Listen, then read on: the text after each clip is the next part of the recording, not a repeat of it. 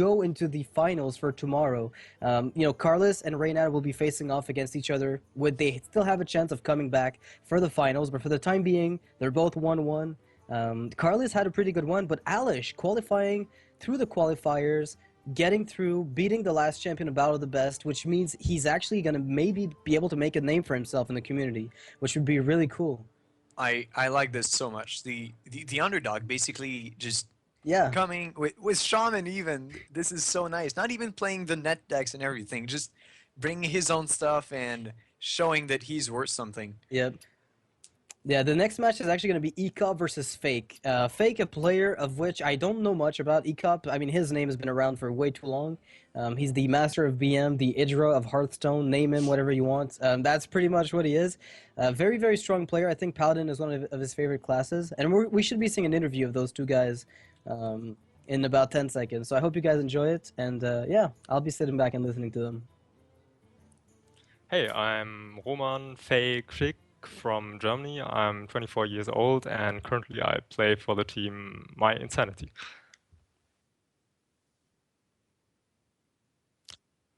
I think a nerf for the Undertaker was definitely necessary, but maybe they could have been a little more lenient on it, like make it a 1-3 and only buff the attack damage when it gets buffed. I think, as it stands, Undertaker will probably vanish completely from the current metagame, and aggro could become a little bit too weak.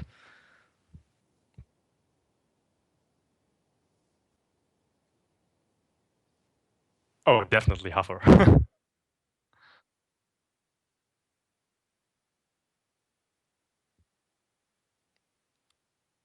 Oh wow, that's hard. I don't know, like I'd go back to witch hunting with pitchforks and hunt Ghosty. I don't know.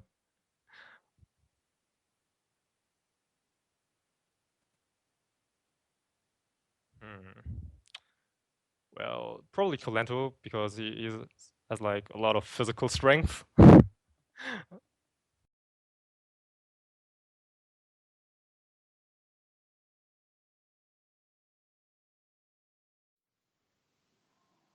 I am ek0p.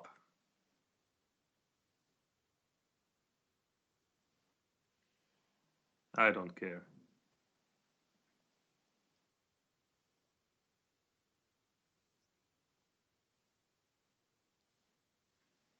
Hail Huffer.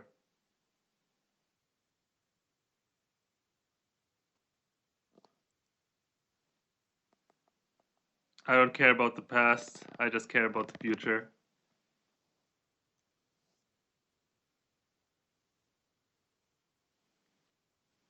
I would totally pick Legendary Leah because she can slap a hoe.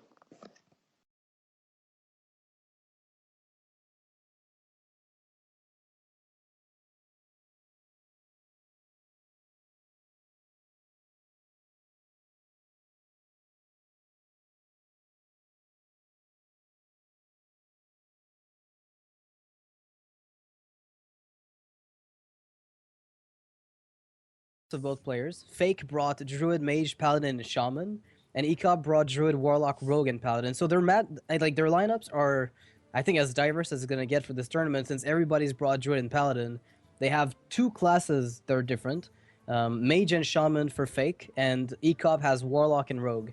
FaKe's lineup is a bit more standard because it has Mage, but also less standard because it contains Shaman, which is not something I expected. So I'm not exactly sure how that's gonna go. Yeah, it's going to be interesting to see. And I just can't wait to see ek0p's Warlock again. And I'm very happy that it hasn't been banned. Yeah, actually, yeah, ek0p's Rogue got banned, and Druid from FaKe got banned. I think ek0p recognizes the potential of Druid even against his Warlock because of the ease with which it can burst you down. And, you know, at 4 damage a pop, you know, a Druid of the Claw, Spectral Knight, even a Pilot Shredder, Pilot Sky Golem, that will eventually get you dead. So you, even though you might have the ability to heal up like ek0p's Warlock does, you will eventually just fall down. And quite frankly, it's about the most threatening, you know, deck that FaKe has in his lineup for ek0p, because his Mage can get out-healed by Warlock, Rogue can AoE pretty effectively. Paladin, I mean, ek0p tends to favor the very defensive Paladin type. What about FaKe Shaman though? Because if it's a burst Shaman, you're not safe at 20 HP. Oh please, that crackle, lightning bolt. Yeah, I mean, not necessarily talking about Ancestor's Call and Malygos there, but just having spell power and minions with flame tongues and Doomhammer, Rockbiter. A lot of Jones are playing in this tournament though, so maybe might not be the right call, but there's no Joneses in ek0p's Warlock as far as I remember. Yeah, I don't think there's any either. And from what I gather, I think maybe his Rogue would contain one. I mean, I don't think so. I think it's going to be mostly a standard prep sprint kind of Rogue, but his Paladin will definitely have one. So the Shaman from FaKe, although it might have a good matchup against Paladin in general, as I said earlier, I really do think Shaman has a slight edge over Pally, depending on how it's built.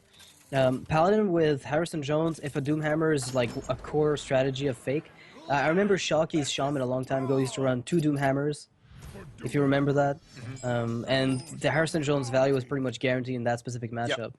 Well, we're going to see right away because FaKe's bringing his Shaman against ek0p's Warlock. Alright, well I'm not seeing the screen right now, so I think I'm going to have to exit this. Alright, we might drop it. Gunny's going to have to... yeah, Gunny's going to have to call recall. us. Yep. Alright, so I hope he's listening.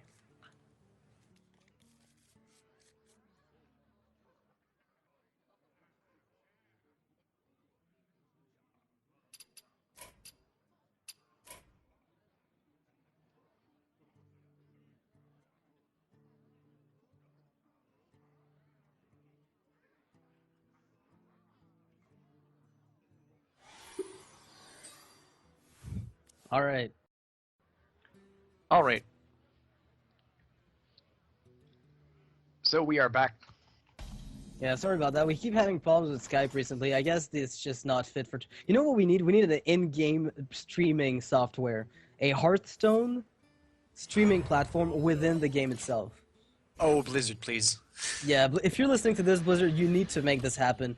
A lot of games have been integrating stuff like this, so this is the next step for you to take your competitive game, your fun game, your overly streamed game to the next level. So you don't have to manage Skype like this. Yeah. Yeah. Alright, so we didn't miss anything apart from the mulligans, so it looks like FaKe Shaman is in fact board control. Doesn't look like too much of a reverse Shaman. And ek0p's going to play the Mistress, which would die to a Lightning Bolt. That is quite awkward, but hopefully he probably knows his stuff better than I do. Yeah, it's a risky play, but it's still one that you have to make. On the option that the opponent can't answer it, because it does give you the ability to start contesting the totems with the Mortal Coils, especially giving you card draw. And in this specific case, it's going to do an amazing job of it. And that mind control tech from ek0p. Just think about the value this is going to get. Yeah, but this Dark Bomb, though, that's a draw. Like, this Golem would have been so annoying without it. Yeah, and the Powdered Shredder, though, going to be even more frustrating, I think. I mean, how does he deal with the Powdered Sky Golem in a very effective... Powdered Shredder in a very effective manner? You don't want to coil this. Since he's second, he can't Belcher, which is very annoying. Oh, no. The health... I mean, do you just Farseer here and then you kill the totem? I think you don't have the choice, but the question I'm curious about is FaKe gonna see the menace that this Mistress of Pain represents? I'm really not sure. Alright, so ek0p opts for the life tap to transition into a better mid-game with Sludge Belchers, which is, you know, you've noticed how FaKe has so far shown a complete lack of overload cards. I don't remember. I mean, Shamans so far in this tournament I haven't seen a single overload card in any Shaman deck. We haven't seen Lightning Bolts. I think I've seen one Storm, and that was the end of it. And there it is. Yeah, no bolts, no Doomhammers, no Feral Spirits even. Yeah. No Lava Bursts, no Doomhammers. Well, I know, maybe. All right. Oh, ek0p's implosion whiffing, 66% chance to get an amazing outcome, and that ends up going completely wrong. Could this be the turn where mind control tech starts getting, ramping up in value? Can if he plays Totem and then Pilot Shredder, I guess that would be it. But I'm not sure if that's what FaKe's gonna opt for. Because if you just play Fire Ely, your opponent has to kill it. Yeah, Fire Elemental Fire alone Ely is doesn't such die a to big board threat. clear. Yeah. And if your opponent Siphon Souls the Fire Ely, you still have 8 damage on the board. It's gonna keep hitting. Yeah, and if FaKe has any idea what type of Warlock ek0p is playing, he knows that there are no Molten Giants, so hitting face relentlessly is not really a problem. It's actually encouraged in this specific case. Yeah, exactly. And FaKe should know, since ek0p's previous match was streamed. The Demon Heart, though, very good card here to deal with that Fire Elemental. So the Coil on the Shredder, the Demon Heart on that 6/5. Doomsayer. I mean, if a Doomsayer comes out, that no need for that Demon Heart to do anything. Fairy Drag. Fairy Dragon's so annoying. It's a frustrating card, but it dies to Hellfire, so I guess ultimately you're still okay with it. Oh, Lotheb is going to pound the face. How exactly? Okay, wait. Here, if he plays Lotheb and Totems, he's giving MC Tech value to ek0p. Do you think he'll think about playing around that? Oh. I mean... Do you even play Lotheb, or do you just play Shredder and Golem to protect yourself against Hellfire over the next few turns, and then Lotheb when you have those, sticky minions on the board? I think it would make sense, but... Okay, so Lotheb goes down. Oh, no! I can't blame... I mean, I can't blame FaKe for doing this, but I MC feel Tech like there's so many MC techs right now in the metagame that it's almost a mistake always. Oh, wow! The 5/5. That is what a awesome. steal. But that Lightning Storm, look at the strength of that Lightning Storm. Look at the power and then level. Shock to finish off Lotheb. If necessary, because it's 4-5 right now with the Drake and the Totem. Oh, wow. Yeah, you're right. So This I is guess... incredible. Yeah, you Storm, Pilot Sky Golem, and then Earthshock if needed. Yeah, I'm thinking right now, you know what I think FaKe might make a mistake with if he doesn't know ek0p's deck? Is playing Harrison Jones before Jiraxxus. We know there is a Jiraxxus in this deck. Yeah. And FaKe would be making a huge mistake if he Harrison Jones just for the body at this point. I think Powder Shredder would make a lot more sense, or Harvest Golem Totem play. But does he... Like, if he wins before Jiraxxus, then that's not a problem anymore. Yeah, because but I mean... as long as he has a board... Hellfire will kill it. Yeah, but if you play Jones, then you still have a minion after Hellfire. But it's not a strong minion. But then you can refill with the Shredder, the Golem. So I think I'd prefer the piloted Sky Golem, especially since you can Earthshock Lotheb and you have another Earthshock for a taunt. Yeah, I feel like this is a much stronger play because you can't really expect a second MC Tech at this point. And by playing the Shredder, you're protecting yourself against another, like a Hellfire play. Yeah. Alright, well he opts for the Totem plus Harvest Golem, which is a line of play I personally didn't expect. I really thought he would play Shredder plus Earthshock on the Lotheb. Yeah, I don't see why he's so conservative with his Earthshocks here. Alright, well there are two Belchers in ek0p's hand, so maybe FaKe is trying to wait until the maximum value time comes, where maybe he won't have to deal with a Sneed's old Shredder later on. He might have a Hex for Kel'Thuzad or something that's a little bulkier, and keep those silences for crucial minions like Sylvanas. There are many targets for the removal, and it's interesting enough to notice that ek0p's deck actually has many targets for silence. Between the Sludge Belchers, and the Kel'Thuzad and Sneed's old Shredders, Sylvanas, there are a lot of targets you want to silence as aggro or even mid-range. Yeah, that's a good point. So maybe FaKe's keeping it for the Earthshocks for these cards. Alright, very slow play here. Well played. That Rockbiter gonna take care of the Earthling Farce here.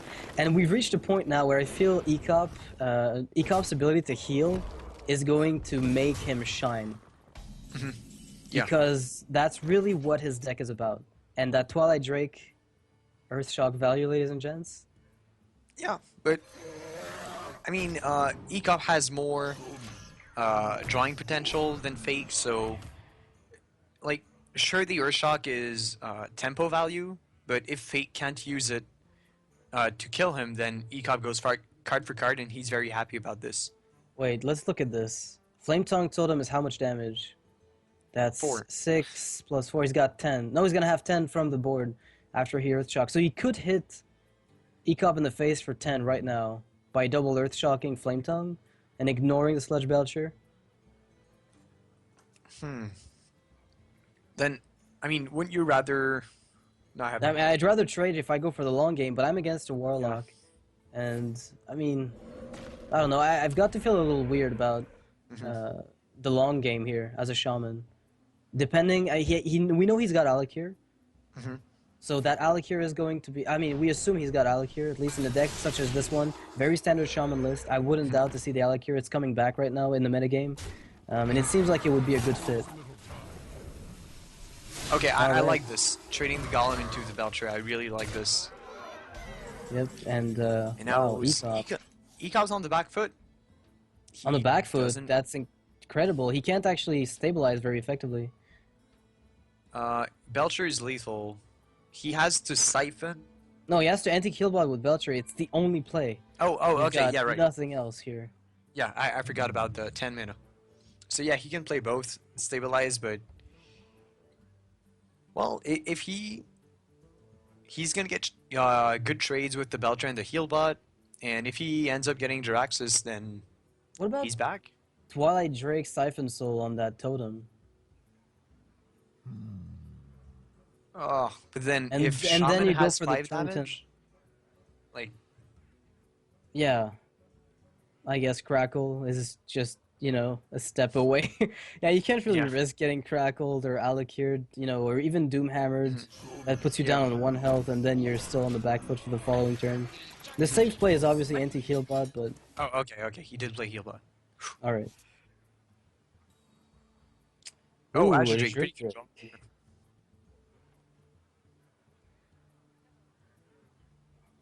You know, I'm really wondering if FaKe actually is playing either Doomhammer or Alakir. Those are, like, Doomhammer is a card that has been not fading away, but the overload price on it is getting more and more costly as more and more mid-range decks come up. So it's being useful more and more as a combo card for insta-kill, more so than anything else. Yeah, and so many Harrison Jones, so... Yeah, exactly. The fact that Undertaker has been nerfed means that control is more present, which means more weapons from Pally and Warrior. So Jones comes back, and it's not really the time for Shaman to bring Doomhammer. Yep, I think that's the reason maybe we've seen a resurgence of Alakir just about everywhere, because it accomplished the exact same purpose of Rockbiter combo, and it even has the benefit of being, you know, taunt in a clutch against aggro, and also working with the Flame Tongue totems, giving you even more potential to combo it.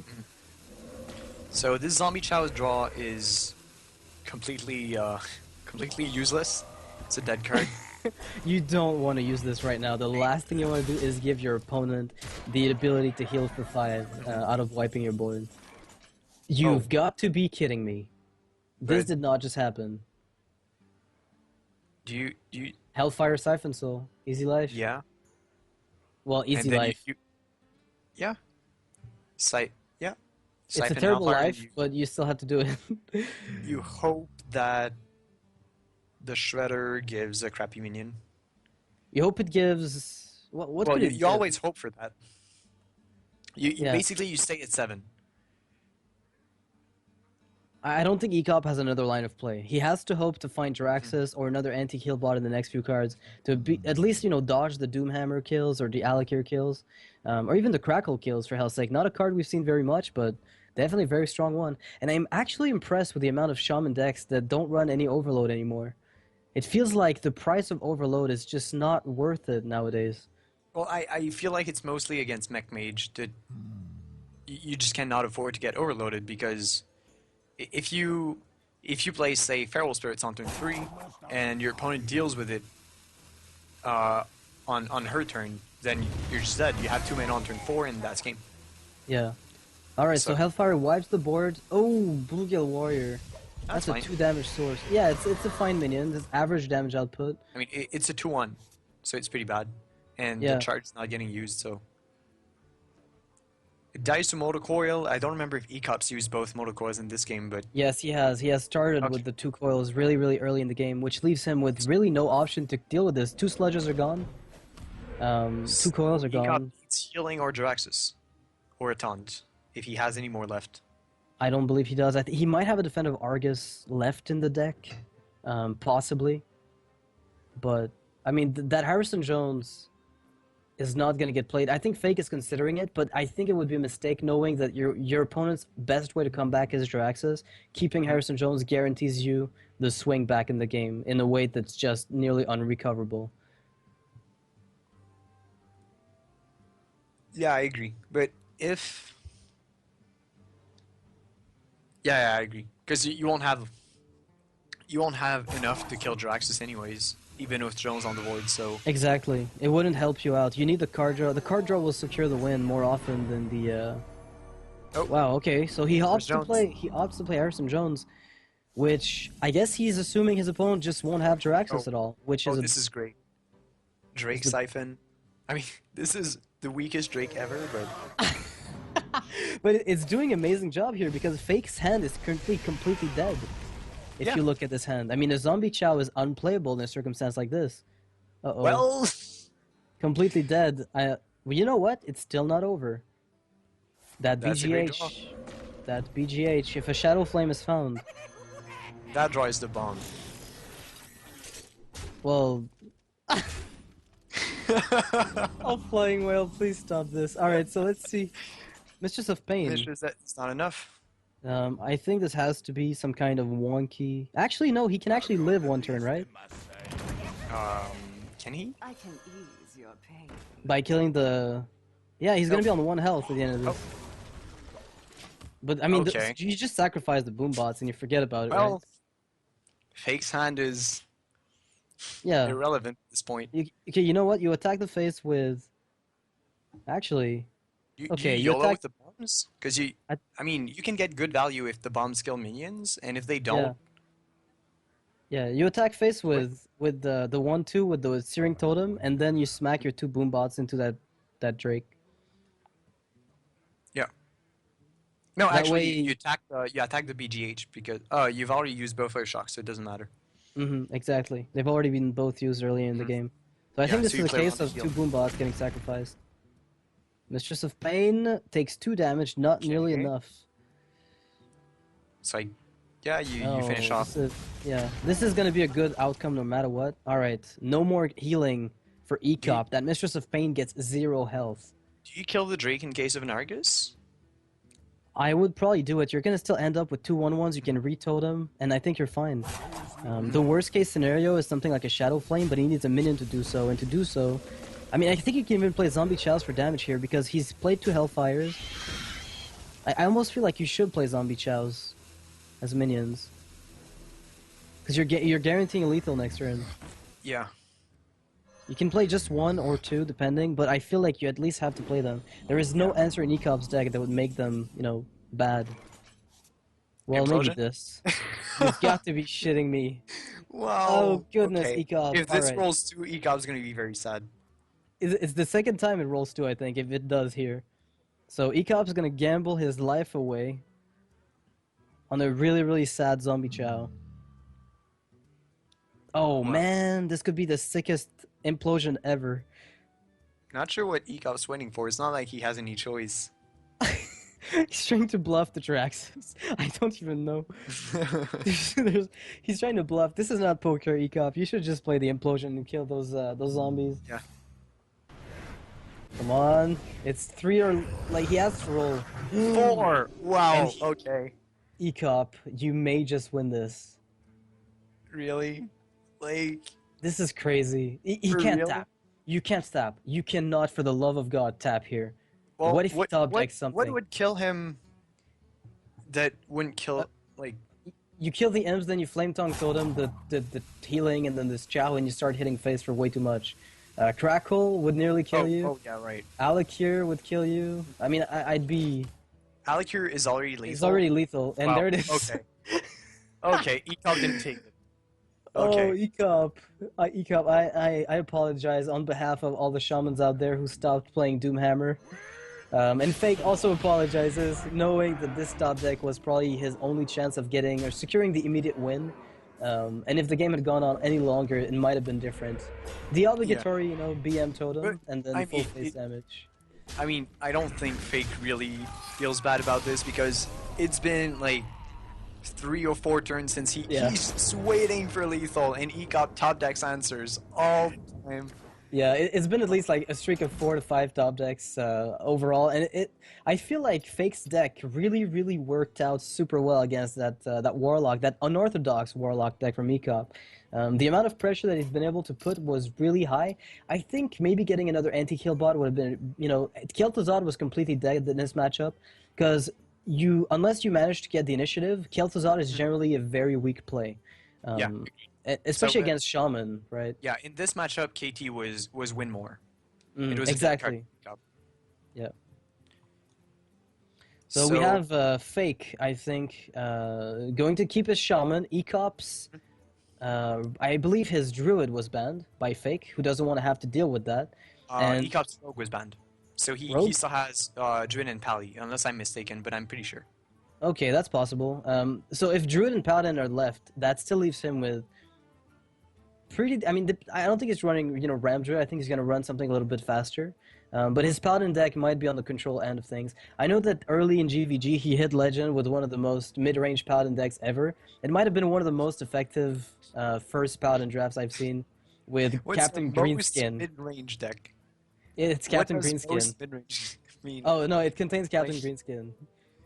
That what makes it like the most mid-range, because that's a card that can be both offensive and also just completely, you know, dead in the mid-game, which is not something I expect of a mid-range deck. I expect Spectral Knights almost as often as I expect Captain Greenskin. The most mid-range deck I've ever seen. Only plays 5 drops. Yeah. Oh, goodness. Alright, so the Knife Juggler here indicating something of an earlier, more aggressive Paladin build, which I guess is the new norm nowadays. Well, I mean, the synergy with Muster is so very strong, and if you don't get the early game against the mech mages that we're seeing quite a lot, then it's not doing well.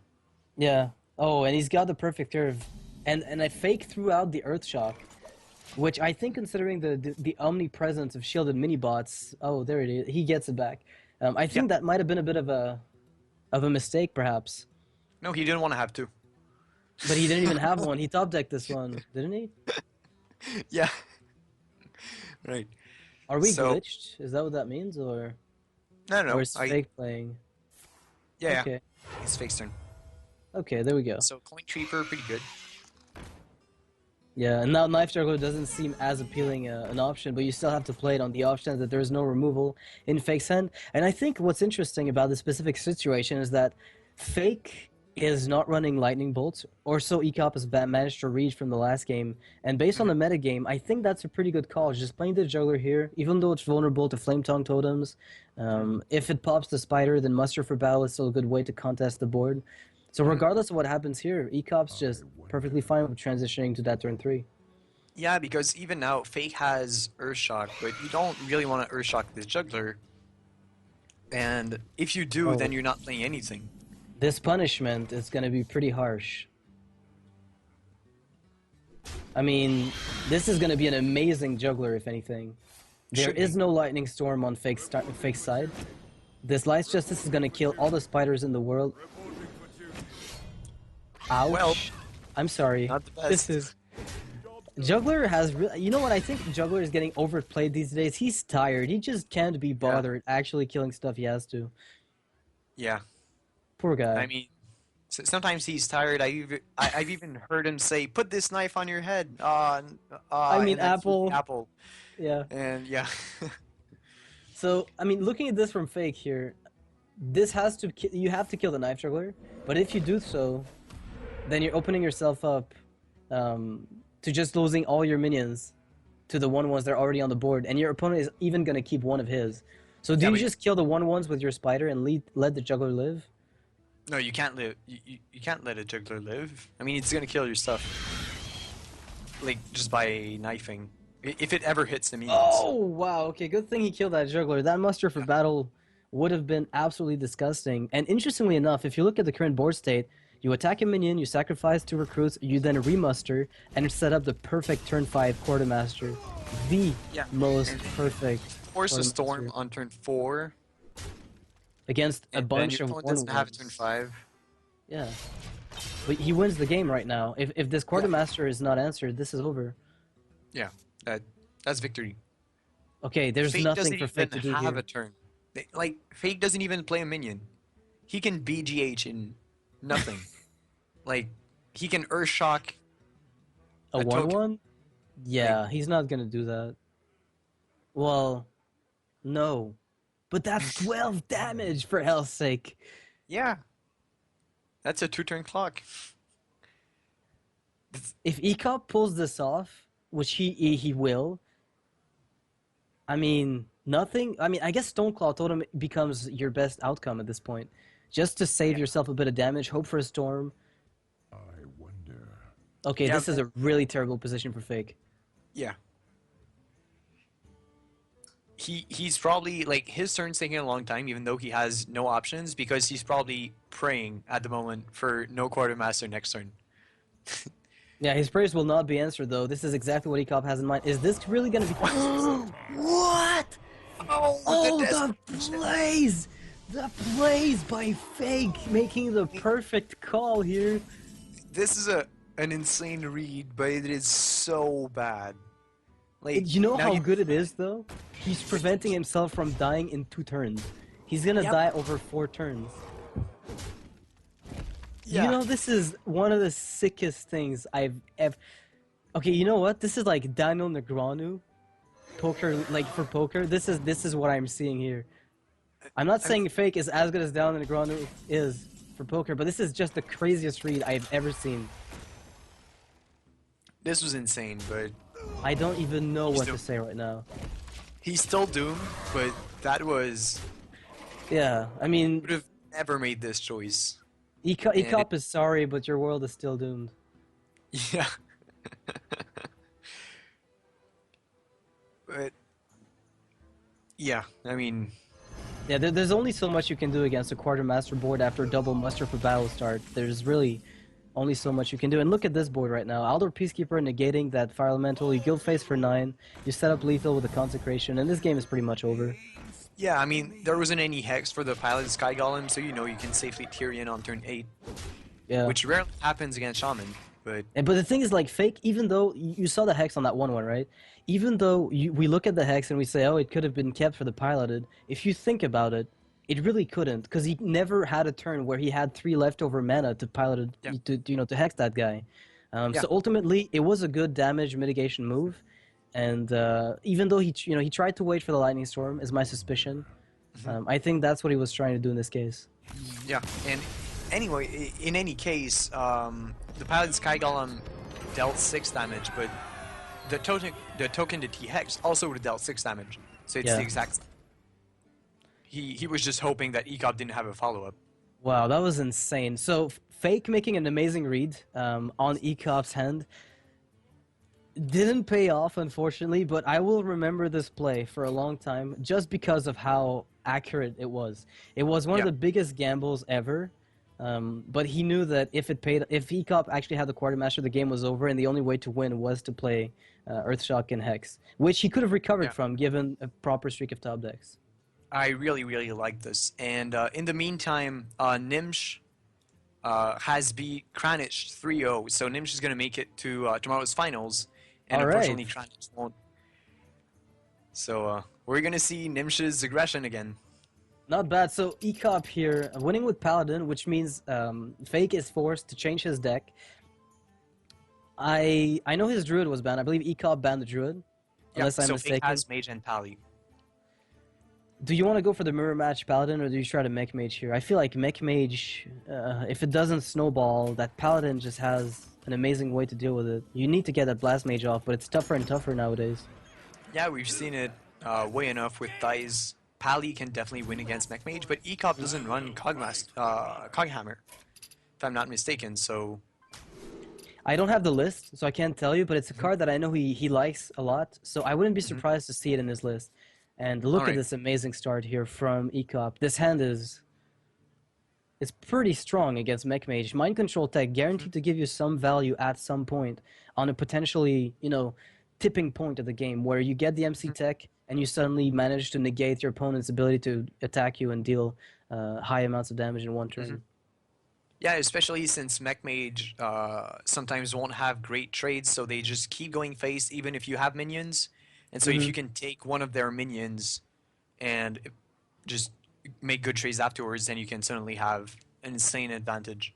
Yeah, what's really interesting about Mech Mage is that they will go for your face because they know they've got a lot of reach in their deck. And as a result, by stealing a minion, they will calculate, oh, I have, 8 damage now. I'll have 9 damage next turn. But by taking a minion, you're playing with that, predicted amount of damage. Mech Mage is a lot about counting what you're going to get later on. And yeah, I agree with ek0p coining the juggler because he knows that most mages are playing mech, and board control is all it takes to win against Mech Mage, so better play a minion first so we have the initiative, and double juggler is just insane. I feel like an Oiotron is better than Frostbolt in a very weird way, because if a minion comes out off of the juggler, then the juggler attacks the Oiotron and then you ping it for free to kill it, as opposed to using up a Frostbolt. And you really don't want to lose that that Frostbolt to just a weak non-tempo play. Because right now, like, FaKe is forced in a position of playing either Mirror Entity, which is horrible, or the Oiotron to set up a nice Powder Shredder. Yeah, drawing Mirror Entity is so bad for Mech Mage. FaKe would have wanted the Mad Scientist instead. Less mana for the same secret, and you get a 2/2 body. Like that just goes to show how sense. hard to play how hard to play it is. How hard to play secrets are, that is, because at 3 mana it's good, like the effect is amazing, but the tempo loss from just developing it for the full mana cost is so punishing. Yeah. But you know then what? Again, ek0p doesn't really have a good play now. Well, he can hero power because that doesn't. What? Look at this. Think about it. What does ek0p know of FaKe's deck right now? He knows there's a secret and he's seen a Frostbolt. That means nothing. He doesn't know that it's Mech Mage yet. Yeah. So he still does. Yeah, he might just play into Mirror Entity if FaKe decides to prolong this this Freeze Mage charade. Oh, like, well, you could even play Mad Scientist in this. You ping the 1/1, you play Mad Scientist, and you pretend like you're Freeze Mage. You make ek0p play into Mirror Entity, and you punish him hard for it. That could be so great, especially since, well, I mean, ek0p would, if ek0p True Silvers the Scientist next turn, then he finds out that there isn't any secret left. Because it could be Ice unless Block. FaKe plays Counterspell. No, because if ek0p kills the Scientist... Oh yes, there's no more secrets coming out, so it's not Ice Barrier or anything else. Alright, well, Pilot Shredder will give the hand away. FaKe doesn't go for the Mind Games play, which is obviously the more consistent one. Yeah, I think the Mind Games were a losing play. I love those things. But... yeah. Alright, so let's see if a Succubus comes out of this guy. An Armor Smith. Well, it's not too bad, actually. That's pretty frustrating to deal with, because you have to surrender your Knife Juggler to a ping. Yep. Also, we're getting word right now that Reynad won 3-1 over Carlos in the Group B. So Carlos is not going to be moving on to the finals. Reynad, however, will have a chance at getting this tournament. So it turns out Reynad is back in the game. Carlos, no! Yeah, Carlos winning the first battle of the best, the last battle of the best, is going to go down here. And Alish, the new open qualifier contender, is doing very well in this tournament so far. Yeah. See, this is what we call a comeback. This current board position for FaKe is astonishingly strong. There's a Mirror Entity setup, and this is godlike. What can ek0p even play this turn? You don't want to BGH because it's terrible. Dies to a ping and an Oiotron's Divine Shield.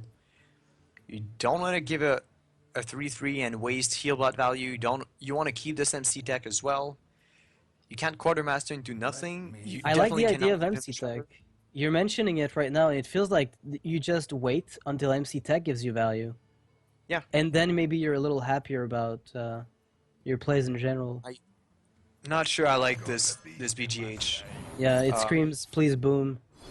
Yeah, exactly. And I feel like even if you waste, like you've just given, I don't know. Maybe, You haven't wasted maybe anything, basically. Maybe ek0p's hoping for a consecration and the BGH dies to consecrate, whereas the anti-kill bot doesn't. But this is so awkward. Yeah, I mean, I see the reasoning behind the consecration, and I think if you're hoping for consecration, that's definitely a good way to go about it. But in this position, the mage can actually afford, the trays that are on the board. I mean, Annoyotron plus ping for that 4-2 seems like a really good deal, and he can develop the board even further with Mad Scientist for second mirror entity. Yeah, I think you go. But he's playing into MC Tech at that point, though. Okay. Do you? I think as neck mage you don't care that much because you have like you kill this 4-2, then you go face and like pretty much whatever ek0p takes is gonna be okay, but ek0p like FaKe doesn't know, but ek0p doesn't have anything else to play next turn, so playing a 3-3 and stealing something is definitely not a good turn 6.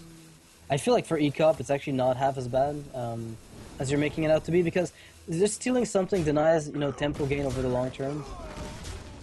So I feel like just getting the MC Tech to steal anything, oh goodness, please no. Well, value. I think I still MC Tech here though. I'm not even remotely afraid of taking damage at this point. Between MC Tech and the True Silver Champion and the Hero Power, I'm putting down stuff, and I can keep Consec for later if necessary. I don't know. Like, you're getting Mad Scientist, you're playing into the Mirror Entity number 2. Yeah. The Mirror Entity point is very good, because if you... I'm worried about Mirror Entity number 2 if I'm ek0p here. Well, this is the consistent play, and the Mad Scientist was was more YOLO, because if he got one of the bad ones, like the 1-2 taunt, it was pretty bad, but if he got the Scientist, he'd be very happy, or the Spider Tank, he'd be very happy. So MC Tech still very viable here against Dr. Boom on turn 7. Because of the Mech Warper just sticking around, it's going to give the Boom bots... I mean, ek0p could steal anything. If he gets a really good outcome, then he could easily get the... I mean, not easily, but he could get Dr. Boom and force FaKe in a position that's really, really unfavorable. But regardless, FaKe is going to get a copy of that MC Tech if it gets played first. Do you think FaKe could attack with a 2-1 to the 1-1 to develop Dr. Boom afterwards? He could definitely, and that would be very wise. Because he's seen MC Tech last game, right? Yeah, he has to trade because I think the read he made last game was so top-notch that I think he's not going to mess up this one, and he doesn't. Yeah, this is great. Very well played from FaKe. But, now this... No. ek0p has... Perfect you got place MC here. Tech first, right? Yeah, I mean, Pilot you Shredder, see- MC Tech. Yeah, no, MC Tech first, because then you just... Oh, okay, because you try and get it back. Okay, good point. Never mind. 50-50, boys. And Oh, the value. Boom! What? This guy's luck is crazy. Alright, so do you just fireball the boom, trade a boom bot into it, see where things go, and then play from there? Or do you keep the fireball wow. for face? I don't even know. If this happens, I mean, this MC Tech's gonna have bot. It's gonna kill a 7-7 and bot 7 HP. What to do? I mean, for 3 mana, it's not too bad. It doesn't get better than this. I mean, this is one of the biggest swings in the game you could ever have against Dr. Boom. When that 25% just completely wrecks the opponent. Mm-hmm.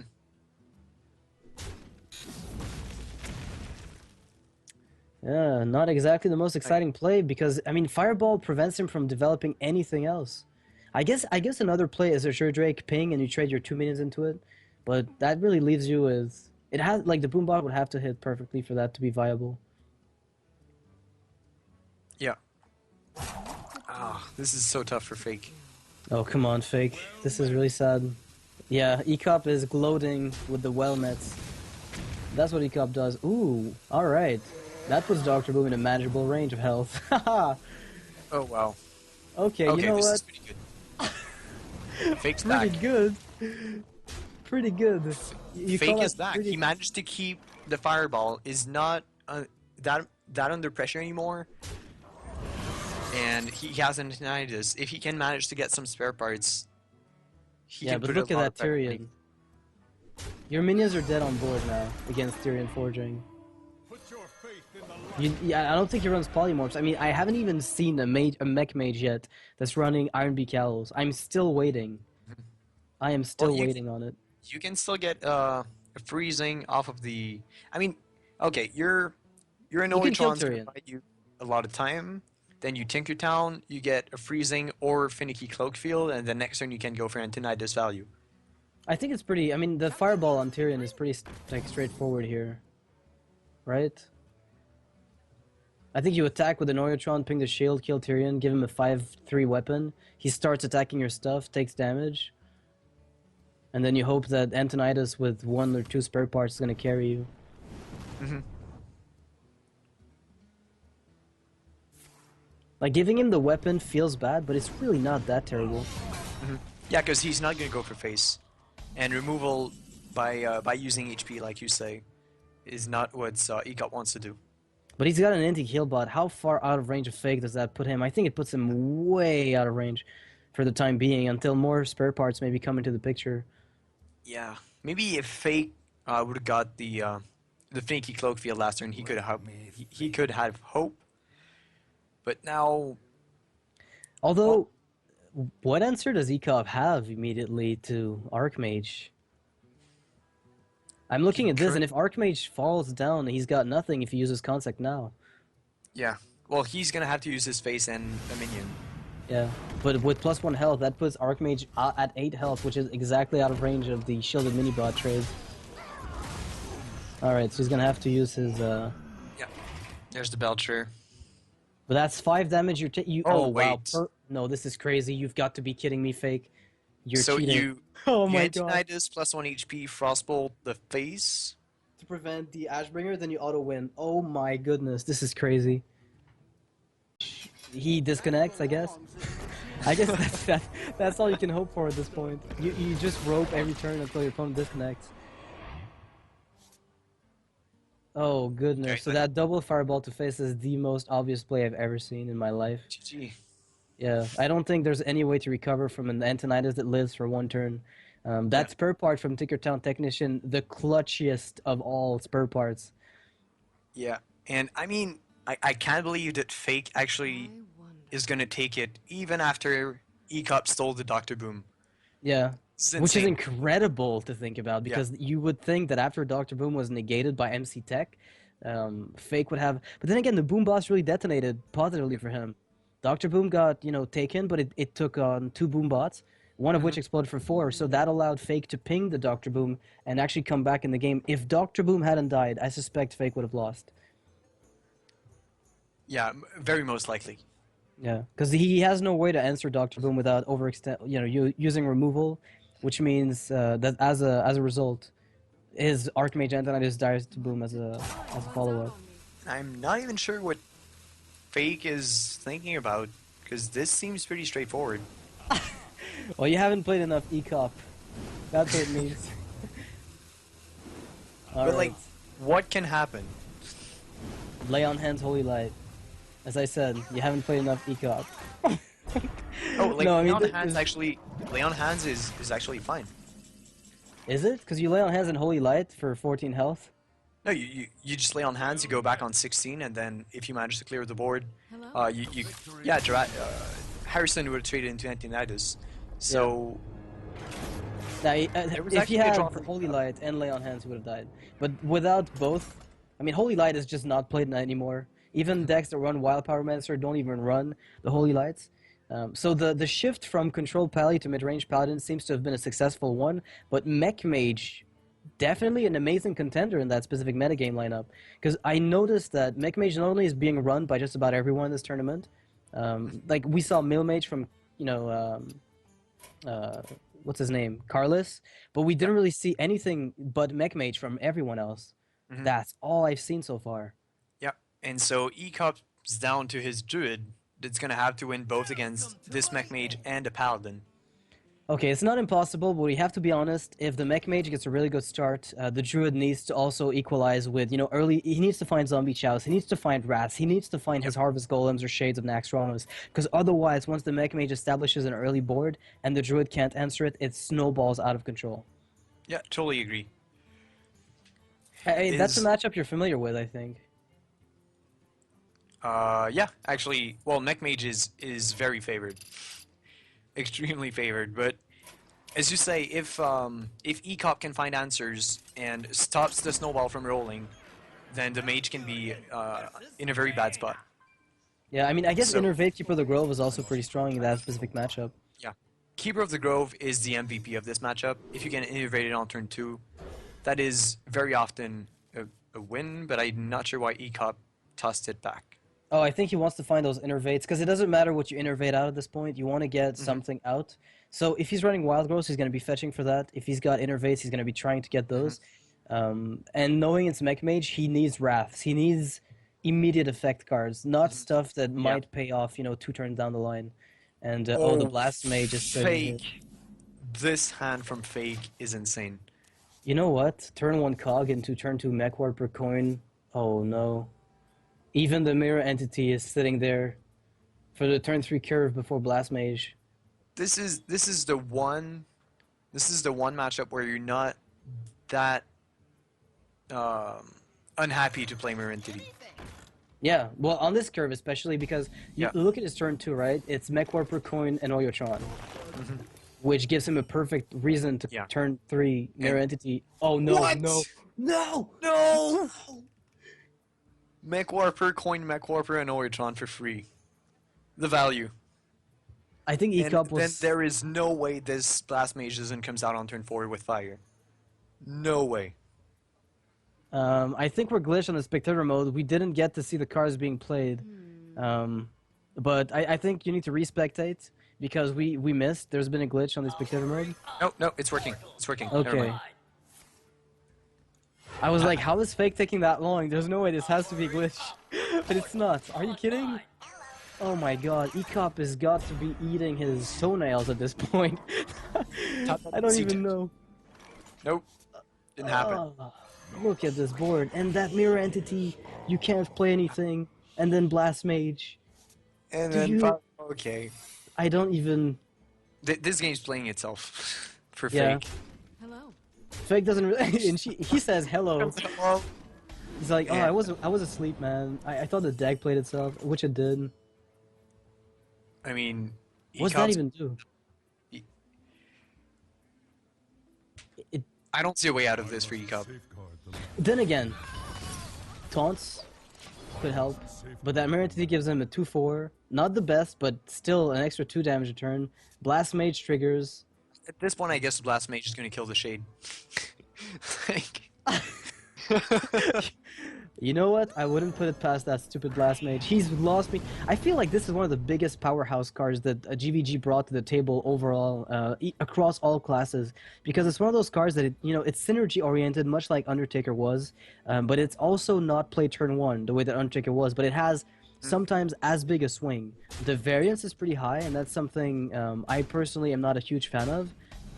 But I feel like I couldn't nerf it without breaking it. Maybe a 5/3, but I feel like it's just the prerequisite is sometimes pretty tough to pull off in specific games. yeah.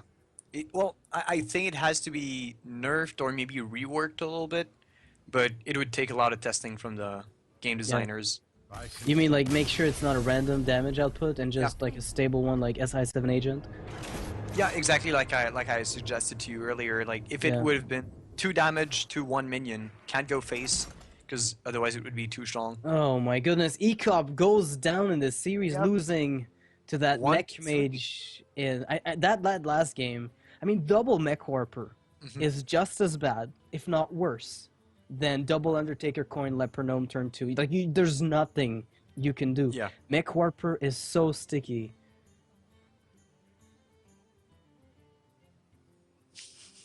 Okay, we're listening to somebody in our ears. We're not schizophrenic, so go ahead, Gunny.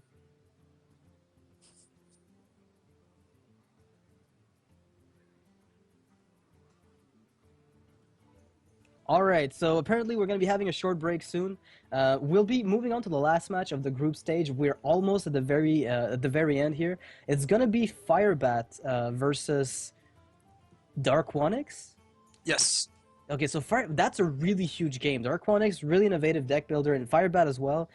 Some of the strong... Those are two names that have been around the Hearthstone community, so I'm pretty excited to see them play out here. I know Firebat's got his aggressive Druid deck list, which has carried him, or he's been carrying it, whatever you want to look at it as. It's been doing an amazing amount of work for him, and we haven't seen Dark Onyx's decks so far in this tournament, so I'm actually quite interested to see what he's brought. Yeah, very exciting to see what Dark Onyx is going to bring. All right. So, I guess in the meantime, I'll urge you to go check out, this whole tournament has been sponsored by Catz, so I urge you to go check them out for a giveaway on facebook.com/madcats.german. You just have to type, you like them, you give a comment, and you have a chance of winning some really cool hardware. Very high quality Catz sponsoring this tournament. Obviously, there's a $3,000 prize pool, by the way, I'd like to point out. Winner gets $1,200, second gets $600, and the last two get $400. The last third and fourth place get $400 each. So that's a substantial amount of money. Very well worth competing in, and we're going to be right back with Firebat versus Dark Onyx.